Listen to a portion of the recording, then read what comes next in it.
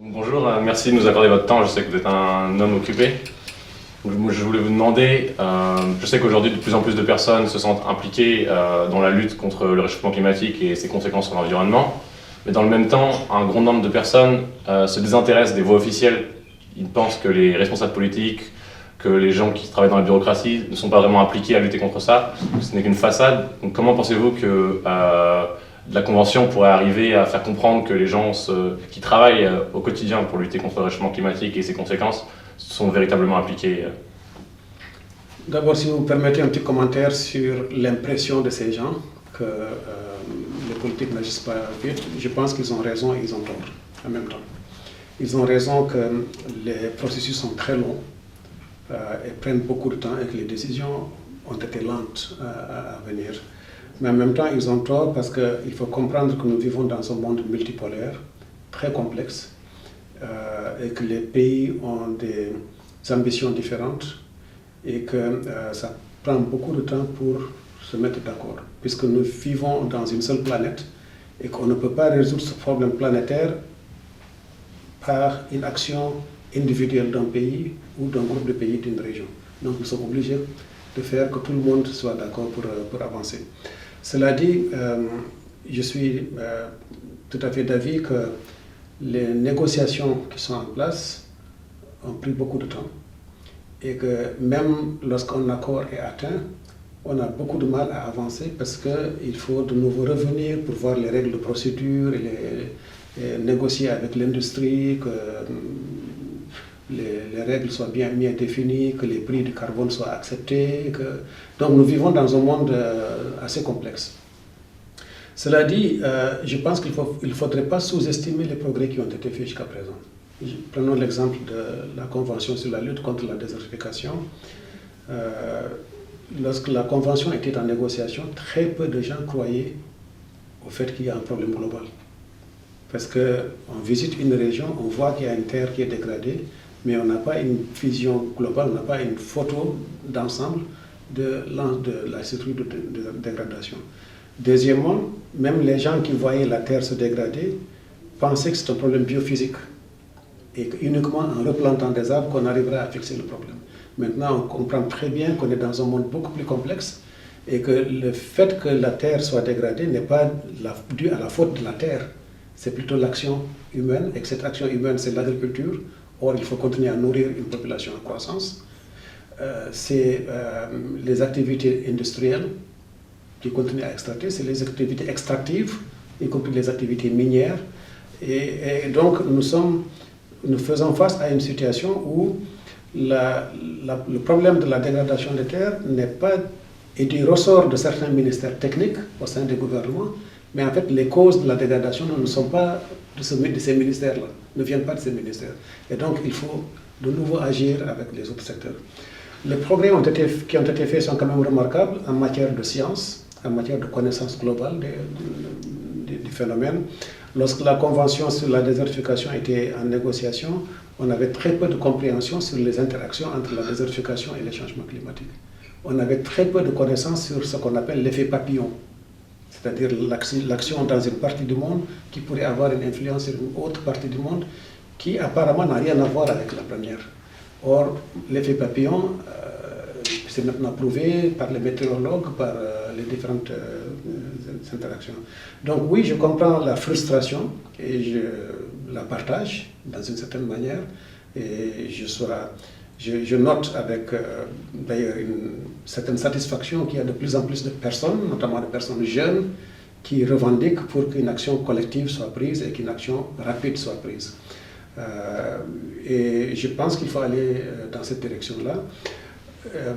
Il faudrait aussi peut-être dans un second temps que nous arrivions à changer les perspectives parce que nous avons aujourd'hui un langage beaucoup trop négatif à faire croire que c'est la fin du monde demain, comme disait quelqu'un, la fin du mois est la fin du monde, et que oui, il y a des difficultés, mais montrer surtout qu'en nous focalisant sur les solutions, que nous arrivons à résoudre plusieurs problèmes en même temps.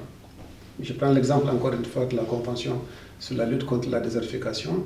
C'est vrai que chaque année, il y a de milliers d'hectares de terres qui sont dégradés, donc il faut arrêter cette dégradation.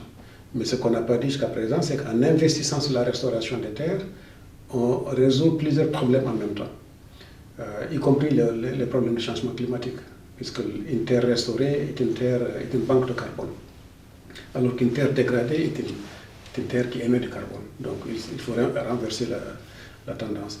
Deuxièmement, la restauration des terres permet de nourrir davantage de populations.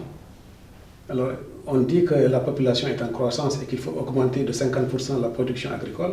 Est-ce que cela veut dire qu'on va augmenter d'autant les terres à cultiver? Est-ce qu'on va augmenter d'autant les quantités d'eau à puiser? Ou est-ce qu'il faut augmenter d'autant les superficies d'hectares de forêt à dégrader? Non, je ne pense pas. Donc il faut trouver un moyen de rationaliser notre production, d'améliorer les systèmes de production, mais également de rationaliser nos systèmes de consommation. Donc c'est certainement un ensemble qui est complet, qui se retrouve d'ailleurs dans les 17 objectifs des objectifs de développement durable. Et nous voulons bien discuter avec tout le monde pour leur prouver que la question de dégradation des terres et que la gestion des terres est une partie intégrante de l'ensemble des objectifs de développement durable. Et que sans l'atteinte de cet objectif-là, il sera très difficile de nourrir le monde, puisque 98% de la nourriture mondiale vient de la terre. Et donc il sera très difficile, si on ne nourrit pas suffisamment le monde, on n'aura pas lutté contre la pauvreté, on n'aura pas atteint l'autosuffisance, la bonne santé humaine, on n'aura pas un développement économique sain, on n'aura pas la paix et la prospérité dans le monde, etc., etc. Donc les objectifs sont tous suffisamment bien intégrés. Donc continuons à mettre la pression sur les gouvernements pour que des décisions informées soient prises et que des décisions rapides soient prises. Continuons à mettre la pression sur l'industrie, parce que très honnêtement, l'industrie a eu un rôle important pour le progrès humain, mais les conséquences sur l'environnement ont été désastreuses. Donc il va falloir qu'on change de logiciel et qu'on va peut-être vers une industrie 2.0. Maintenant, on parle de 4e révolution dans le monde. Donc oui, mettons un petit peu d'ordre dans notre maison, mettons un petit peu d'ordre dans notre système international. Il y a encore beaucoup de pays qui ont des voix dissidentes, qui ne croient pas que l'action multilatérale est suffisamment forte.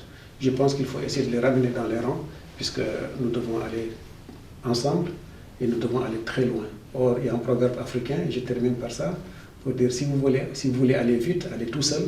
Si vous voulez aller loin, allez ensemble. Merci. Une question aussi. Bonjour, c'est un plaisir de vous parler.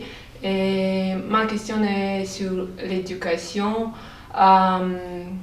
Récemment, les appels à la réforme de l'éducation du programme scolaire d'une manière qui intègre le climat et l'environnement se multiplient. Et comment voyez-vous l'éducation du futur? L'éducation du futur, c'est une éducation qui tient compte des réalités que nous vivons aujourd'hui. On ne peut pas envoyer nos enfants à l'école et ignorer les conséquences dramatiques qui se passent autour d'eux. On ne peut pas leur faire fermer les yeux pour leur dire non, la canicule est un épiphénomène, que les feux de brousse que l'on voit dans l'Alaska est un épiphénomène et que la fonte des glaciers est un épiphénomène. On ne peut pas continuer à faire ignorer à nos enfants les réalités d'aujourd'hui. Donc l'éducation d'aujourd'hui doit être très différente de l'éducation d'il y a 30 ans, 40 ans.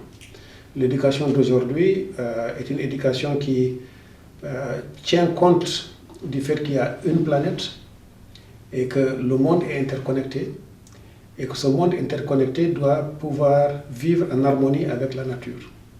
Si on n'a pas cette éducation, si ce n'est pas le curriculum que l'on donne à nos enfants, on est en train de les tromper. L'éducation d'aujourd'hui, c'est une éducation qui tient également compte des progrès énormes qui ont été faits en technologie, dans le domaine de la technologie, et voir comment la technologie peut être utilisée comme un facteur de réduction de notre impact humain sur le milieu naturel. Donc la technologie doit être au service de la planète et au service de l'humanité. Et non seulement une technologie extractive. On a développé beaucoup d'outils pour extraire des ressources. Maintenant, il faut peut-être développer des outils pour nous aider à transformer et à gérer les ressources. Je suis bien content de voir qu'il y a des drones qui plantent des arbres, par exemple. Ça, c'est une technologie qui peut-être va transformer le monde. L'éducation aujourd'hui est une éducation qui éveille nos enfants et qui leur fait comprendre qu'ils ne vivent pas dans un quartier ou dans une ville, ils vivent dans une planète.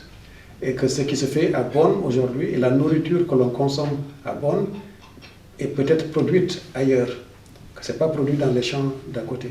Et donc, quelles sont les conséquences de cette nourriture? Les enfants d'aujourd'hui, certains sont d'ailleurs assez consciencieux, mais doivent aussi comprendre qu'en se brossant les dents, on doit fermer le robinet. Parce que même si l'eau n'est pas très chère à Bonn, au mètre cube, elle est très chère pour la planète. Parce qu'elle vient d'un écosystème et que l'eau que l'on laisse couler en se brossant la dent, il faut la traiter. Donc ça coûte aussi cher à la société. Et ensuite, il faut la remettre dans le milieu naturel. Et donc, tout a un prix. Et que nos enfants doivent le comprendre, aussi bien à l'école qu'à la maison. Alors, je suis bien content de voir qu'il y a plusieurs programmes qui sont développés, programmes d'éducation environnementale qui sont développés, à la fois pour les enseignements, disons, primaires et secondaires, mais également pour les universités.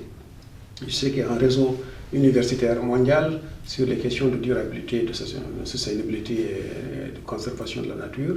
Et donc ça, c'est un progrès très important, mais il faut les appliquer. Et il faut surtout voir quel est l'impact de ces programmes-là sur le comportement des adultes, des futurs adultes. Donc on a peut-être un suivi à faire pour voir comment les types d'éducation que l'on fournit aujourd'hui ont pu influencer les comportements des jeunes, futurs adultes, et comment ils ont pu influencer leurs décisions quand ils deviendront des décideurs sur le terrain. Merci beaucoup. Merci à vous. Merci.